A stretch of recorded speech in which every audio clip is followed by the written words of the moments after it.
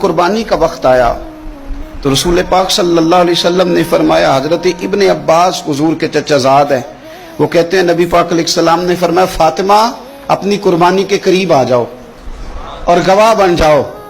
فرمایا اس کے خون کا قطرہ زمین پہ بعد میں گرتا ہے، اللہ قربانی کرنے والے کے سارے گناہ پہلے معاف فرما دیتا ہے۔ حضرت فاطمہ کی شان اقدس پر بھی ہماری مائیں قربان، ہماری بیٹیاں قربان، کیا انداز ہے سیدہ کا، فوراً پوچھتی ہیں، فوراً امت کا بھلا کرتی ہیں، کہتی ہیں یا رسول اللہ صلی اللہ علیہ وسلم یہ صرف اہل بیت کے لیے ہے، یہ سارے مسلمانوں کے لیے؟ کیا کمال ہے، کتنا پیار ہے حضور کی امت سے۔ حضور یہ صرف اہل بیت نبوت کے لیے ہے؟